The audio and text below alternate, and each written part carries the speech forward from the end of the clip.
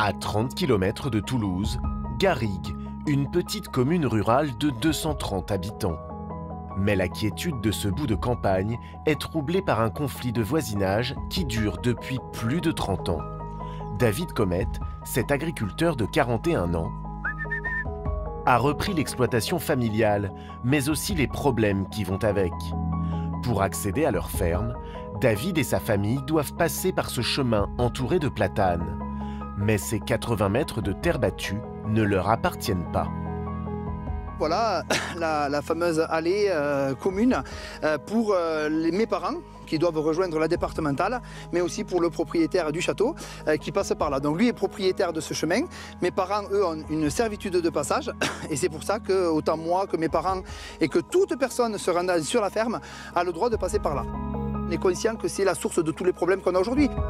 David a une servitude de passage, c'est-à-dire qu'il a le droit de passer sur ce chemin dont il n'est pas propriétaire. Une situation qui crée des tensions entre agriculteurs et châtelains. Le problème, c'est qu'aujourd'hui, voilà, c'est des tracteurs qui passent sur la servitude et devant le château, ben, ça fait mauvais genre pour certains. À un moment donné, il ne faut pas acheter à la campagne quand on ne veut pas des nuisances sonores, quoi. Voilà, il faut appeler un chat un chat. Aujourd'hui, tu viens à la campagne, les vaches, elles sont là, les tracteurs, ils sont là. À un moment donné, ben, si tu veux un château, ben, tu achètes un château, mais ailleurs, quoi. Voilà. Tu ne viens pas t'installer à côté d'un agriculteur et après, tu te plains du bruit des vaches, de l'odeur des vaches. Je suis désolé, les vaches, elles étaient là depuis la nuit des temps, elles seront encore là tant que je serai en vie. Et aujourd'hui, moi, je me bats pour mes vaches, ouais. Ce problème de chemin impacte le quotidien de l'agriculteur, car David n'est pas seulement éleveur de vaches. Pour sauver sa ferme de la faillite, il a diversifié son activité. Directeur du producteur, vous avez écouté? Ah non, je veux bien. Au milieu de ses champs, il a ouvert un magasin qui vend les produits issus de sa ferme et de 30 agriculteurs de la région. Ça fait 15 euros. Et plus étonnant encore, plusieurs fois par semaine, David troque sa tenue de fermier contre un costume cravate. Il devient meneur de revue. Allez messieurs, dames, tout le monde tape dans les mains, s'il vous plaît. David a créé le premier cabaret à la ferme de France. Tous les week-ends, il propose un show inspiré des plus grands cabarets. Une véritable success story qui a même inspiré un film. Donc l'idée, c'est de faire un cabaret ici. Le premier cabaret à la ferme de France. J'ai cherché, il n'y en a pas d'autre. Ah, faut peut-être se demander pourquoi, hein. Mais aujourd'hui, ce spectacle est menacé. Salut Myriam, ça va? Bonjour David. Myriam est cuisinière ici depuis quelques mois. Mon année où? Quelles sont les nouvelles de la guinguette? Ah ben la guinguette, on a reçu donc 2 avis favorables de la préfecture. Super. Commission accessibilité, commission sécurité. Le maire ne veut pas nous remettre les documents. Et en plus de ça, il a envoyé un arrêté, comme quoi il nous bloquait la guinguette. Donc cet été, on a 31 dates qui sautent. Ah merde, donc ça veut dire que je travaille pas cet été ici, Mais comme ouais. c'était prévu. Et voilà.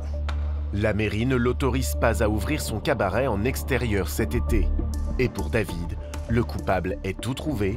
Ce serait la faute de son voisin, le fameux châtelain, ancien maire et aujourd'hui encore conseiller municipal. Je défends des gens, je défends des emplois. Je suis le premier employeur de la commune. On est la personne qui paye le plus de taxes, d'impôts, tout ce qu'on veut. Alors qu'on nous impose des normes, des taxes, des impôts, on s'en fout. Mais laissez-nous travailler.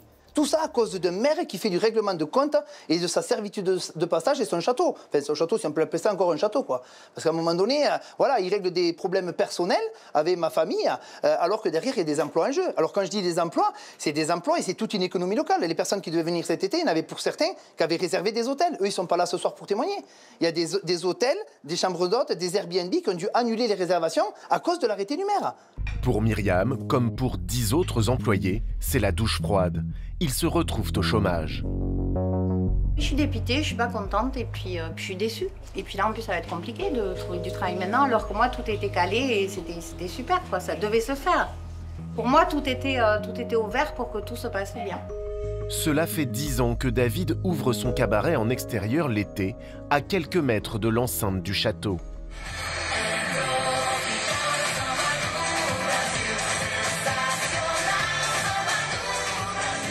Pour préserver ses relations de voisinage et développer son activité, il a décidé cette année d'ouvrir le cabaret sous ce grand hangar, éloigné de plus d'1 kilomètre de son voisin.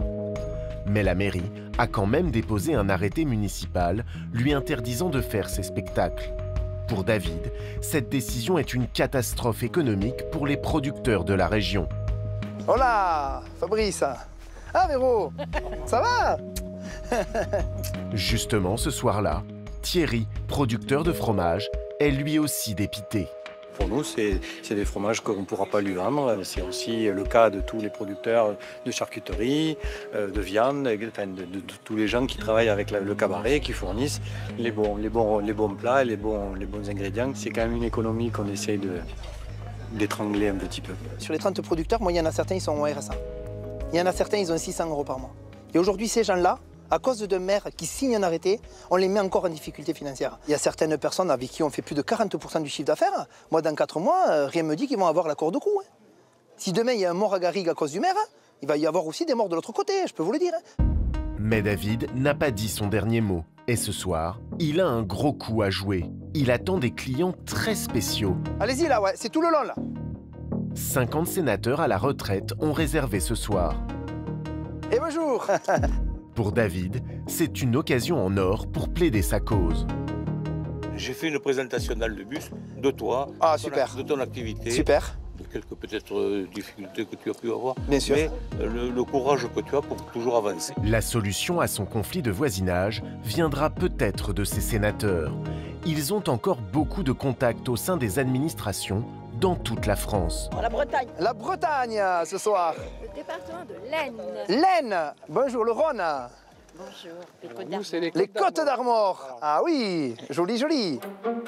David va être aux petits soins avec ses prestigieux clients toute la soirée. Ça va, tout se passe bien, messieurs, dames? Eh bien oui, monsieur. Est-ce que le repas était à la hauteur de vos attentes? Ah, plus que ça. Ah, plus que ça me fait plaisir, là. Voilà. Voilà, donc moi je passe vous refaire un petit coucou pour savoir si tout se passe bien. Très bien. Voilà. C'était excellent. Ah, bon, parce que c'est fait avec des produits de la ferme et des producteurs. Hein. Bon, eh bien, je vous souhaite... Ah oui, le foie gras, il vient des canards de la Montagne Noire, qui est un producteur qui est médaillé au Salon de l'Agriculture à Paris. Moi, je suis landaise. Landaise, oula, une landaise qui me dit que le foie gras est bon. Il était... Voilà, je vous le dis. Ah là... Il était préparé impeccable. Le plan de l'agriculteur se déroule sans accroc. Alors, avant de laisser les danseuses s'emparer de la scène, il se lance et prend le micro. Je tenais juste à vous expliquer très rapidement une petite problématique qu'on rencontre. C'est qu'aujourd'hui, les soirées qu'on est en train de vous proposer, comme celle de ce soir, malheureusement, sont mises à mal, malgré toutes les autorisations qu'on peut avoir. Subvention de la région, un oui de la région, un oui de la Chambre d'agriculture, un oui donc de la communauté des communes aussi. Donc on a des oui de tout le monde, sauf une personne, qui est le maire du village. Voilà, je tenais à vous le dire, parce que sur le terrain... Les conséquences sur le terrain, c'est que derrière, vous voyez les jeunes qui sont en train de vous servir, Hermiane qui est juste là, ou Alexandre qui est juste là, pendant 4 mois cet été, ils n'auront pas de salaire. On est en train d'annuler 31 dates à cause de la signature d'un arrêté par un maire. Eh bien, on espère qu'à un moment donné, on pourra compter sur vous si on en avait besoin. Voilà, merci beaucoup. Quelques-uns avec qui j'ai discuté ne comprennent pas qu'un petit maire d'un village de 300 habitants bloque un projet d'envergure régionale, voire nationale. Donc aujourd'hui, ils comprennent pas, ils comprennent surtout que derrière il y a des emplois. Et moi je tenais à mettre le doigt dessus. David a rallié les sénateurs à sa cause. Si le combat est loin d'être terminé, ce soir, place au spectacle.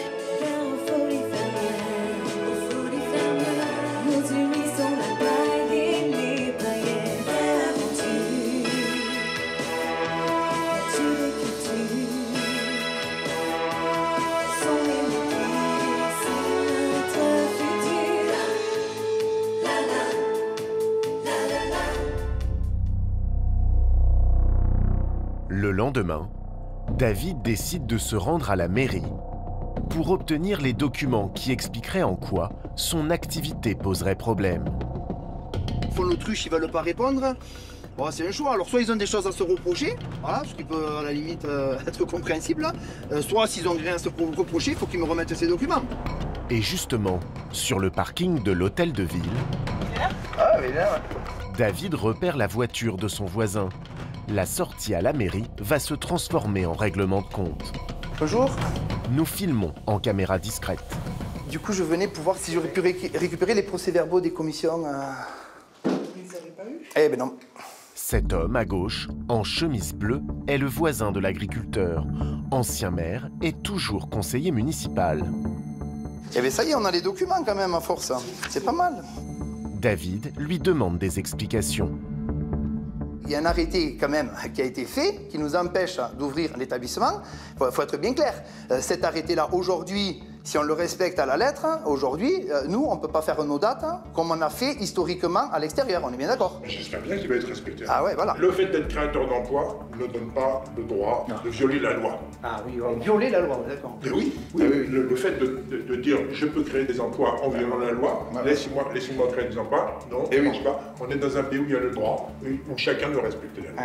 Aujourd'hui, il est très content qu'on ait fermé l'établissement pendant 4 mois, qu'il y ait des personnes au chômage. Et aujourd'hui, les seuls emplois qu'on a réussi à créer sur la commune, la mairie a réussi à nous les faire, à les faire licencier, oui, tout à fait. Pour son voisin élu, l'arrêté de la mairie est totalement justifié. Il n'y a pas de guinguette dans un hangar agricole. D'accord, c'est à cause de ça? Oui, c'est pas un établissement recevant du public. D'accord. C'est un hangar agricole dans lequel on ne peut exercer que des activités agricoles. Donc c'est pour ça qu'il n'a pas le droit aujourd'hui d'ouvrir la mairie? Je pense que ça a été expliqué, oui. C'est pas parce que ça vous dérange vous, vu que vous êtes propriétaire du château à côté? Non, c'est pas comme si chaque fois qu'on faisait des représentations, on avait la visite de la gendarmerie pour des nuisances sonores alors qu'ils n'habitaient pas dans le château, par exemple. Enfin, je prends juste un exemple. Et moi, je le dis devant vous. Oui, oui, oui. Tu ne le sais pas, je n'ai jamais appelé la gendarmerie. Oh, incroyable. C'est incroyable. Je n'ai jamais appelé la gendarmerie. Pour les nuisances sonores, jamais. Jamais.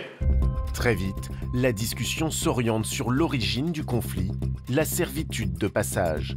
Le voisin le dit clairement, il veut être tranquille chez lui et il l'assume. Si on avait eu le choix, comme je dis, et je pense que tout le monde aurait fait le même choix, de dire est-ce que vous êtes tranquille ou est-ce que vous voulez qu'il y ait du passage? Logiquement, les gens ils disent je préfère être tranquille. Ceci étant, on n'a pas le choix. Est-ce que c'est signé comme ça? S'il n'y avait pas de servitude, est-ce que ça nous plairait? C'est sûr. Ah, c'est sûr. Le passage des tracteurs, c'est quand même pas. Non, mais c'est pas le cas. Eh oui, mais quand vous nous avez dit qu'il fallait plus qu'on passe avec le tracto-train, qu'il fallait plus qu'on passe avec les bus sur la servitude de passage, vous l'avez jamais dit? Mais les tracteurs, ils passent tous les jours. Ah oui. Sauf le jour où vous nous avez mis des palettes avec des pointes pour éviter qu'on passe avec 2 cordeaux pour nous dire qu'il ne faut pas dépasser. C'est faux. Il n'y a jamais eu de palette pour empêcher de passer. Ah, il n'y a jamais eu de palette pour empêcher de passer. Le voisin dit ne jamais avoir déposé des palettes sur le droit de passage, mais David lui rafraîchit la mémoire. Mais c'est des photos, monsieur, c'est incontestable. C'est des photos avec des palettes qui ont été mises et 2 cordeaux pour nous dire que vous ne passez plus maintenant ici. David est persuadé que son voisin utilise ses relations à la mairie pour régler ses problèmes personnels. Depuis, les 2 hommes sont en procès.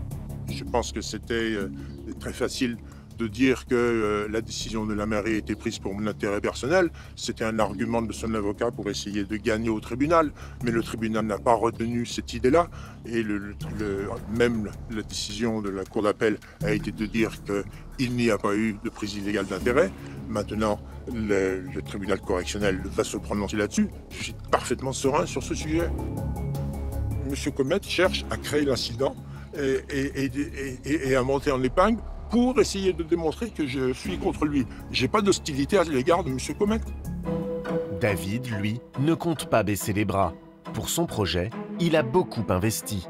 La fusion de ces 2 bâtiments, de la boutique des producteurs et du cabaret à la ferme, elle va se faire ici, en un seul bâtiment, où c'est que du coup on aura les deux ensemble, parce que ça a été le projet soutenu par la région, et donc aujourd'hui on doit présenter un petit peu les résultats de ceux sur lesquels on a été lauréat et reconnu start-up agricole de la région.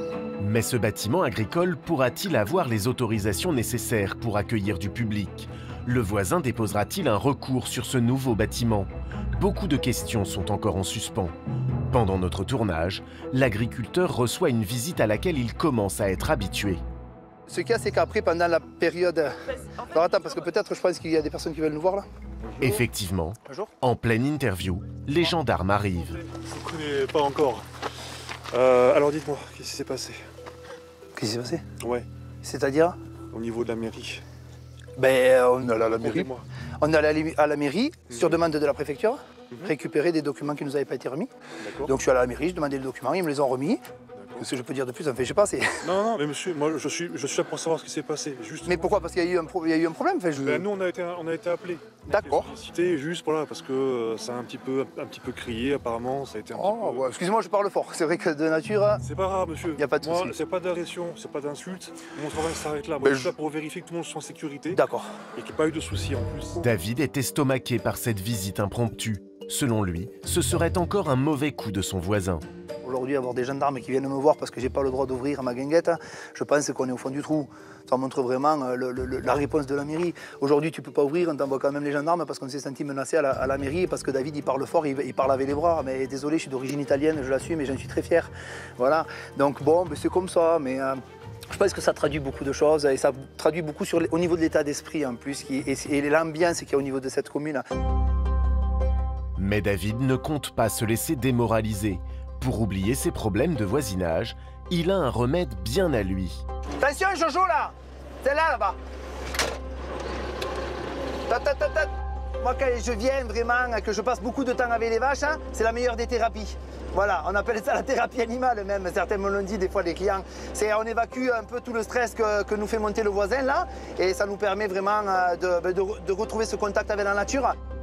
À ce jour, David attend toujours la décision du tribunal et souhaite déposer un nouveau permis de construire pour que la mairie accepte enfin que le spectacle continue sous ce nouveau hangar.